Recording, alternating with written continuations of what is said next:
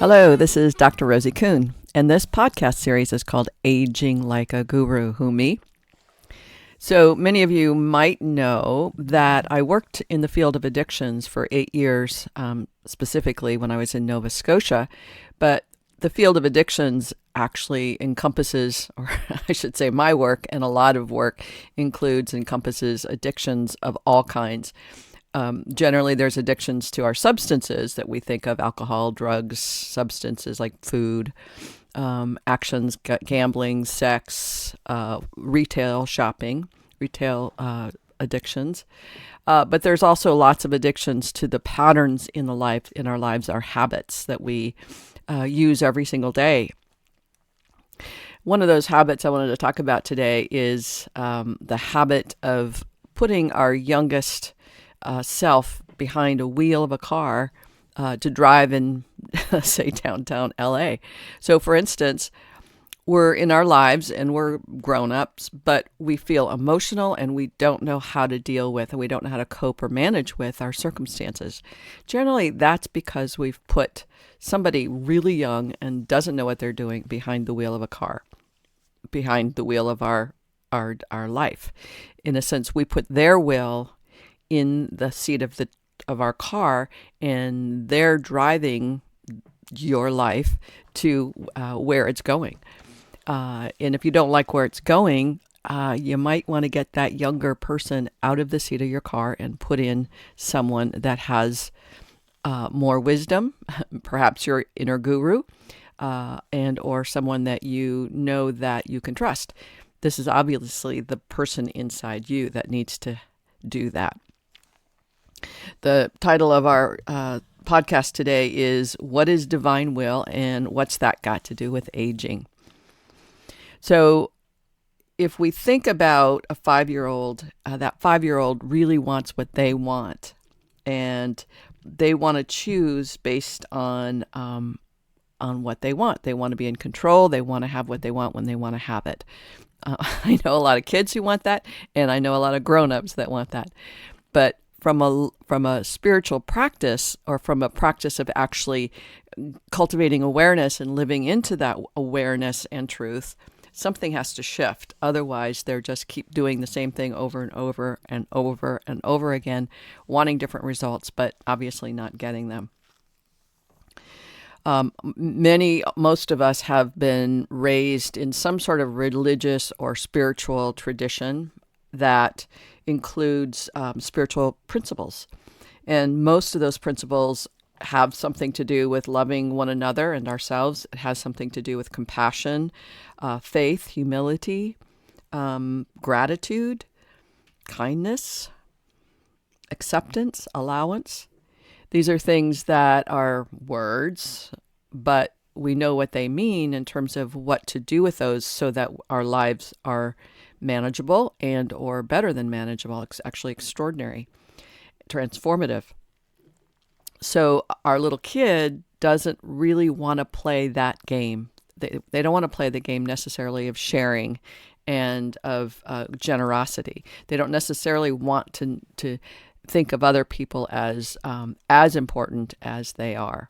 Even though that we've been raised with these principles, we don't actually train ourselves or exercise the muscles that it takes to actually live those principles. Hence, we have a world where there's lots of war and there's lots of conflict and challenges where people aren't taking care of each other or themselves. So that leads me to talk just a moment again about karma, in a sense that when we allow a 5-year-old to be sitting in the driver's seat of our car and driving in Los Angeles, we know the outcome isn't going to be good. Why do we keep doing that? It's a pattern.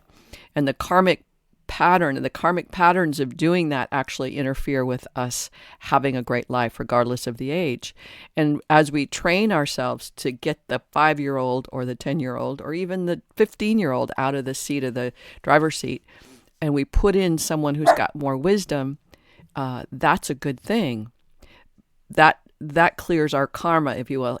We're learning to put someone who has more wisdom into the seat of the car, the driver's seat of the car, so that we can get to where we want to go. Sometimes there's nobody on the planet that can do that for us. So we can't hire an Uber driver or a taxi driver. We need to go to something else. And in all 12-step programs, whether it's AA or substance abuse or adult children, all 12-step programs begin with step 1, which says, hey, I am powerless. I admit that I am powerless over my circumstances. In most 12-step programs, it says I'm powerless over my addiction, or I'm powerless over alcohol, or I'm powerless over debt. It really comes down to I am powerless over the circumstances of my life. I'm powerless over people, places, and things. I'm powerless over the way that I see the world and the way that I'm acting according to my perceptions. And when we can admit we're powerless, that's a really good thing.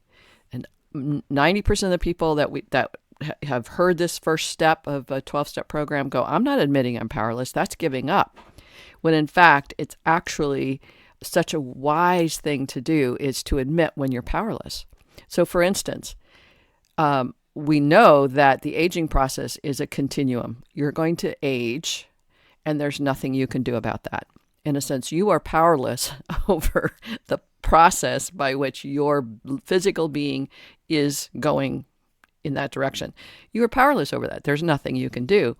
And if you continue to think you have power over that, that's pretty silly. That's like a 5-year-old driving a car and saying, hey, I'm basically in denial that I'm going to die or that my body is aging. And that denial doesn't get us anyplace. In fact, it creates a lot of other problems, other challenges in our life. So the point of this is, first of all, when we can admit that having a 5-year-old drive our car, or even a 15-year-old drive a car, or driving this situation of aging, and let's say you're 60 years old, but the 15-year-old is still trying to control the situation, it's probably not good for you, and it's not good for people around you, because you may not be taking the responsibility to truly make choices based on your highest truth and your highest good. When I talk about that highest truth, highest good, I'm talking about a will beyond that adolescent or childish self, the will of a wise individual, the will of the inner guru of you, and the willingness to surrender the egoic. It's generally an egoic control. And that egoic control, or that childlike control, is about being in control because they're afraid there's nobody there that they can that will support them. If they turn their will over, will they be safe? Will they be supported? And a lot of people say there's no evidence, there's no research to prove that. And the fact is there's millions and millions of people who are doing 12-step programs who will give you the evidence. Their life has changed because they've been willing to, number one, admit that when they're powerless over their life circumstances, when they admit that they're powerless over their abilities to spend well, or to drink or eat or have sex in a way that works. They will tell you that is the evidence, because they are the proof of that. So the point of all of this is, as we're aging, we need to exercise the ability to turn our will, our younger, fear-based will, let go of that for the support of something greater, some knowing, some inner wisdom that we have. There is no doubt that lives within you, and it lives within each and every one of us. And for us to exercise the will, to turn our will over, or to let go of, or to say, hey, I need somebody who knows how to drive in LA traffic to drive the car, that's wisdom. That's total wisdom.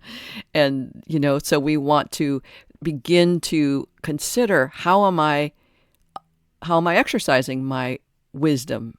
How am I not willing to exercise my wisdom? We can see that all the time in people who have substance abuse or eating disorders, where they don't want to give up control.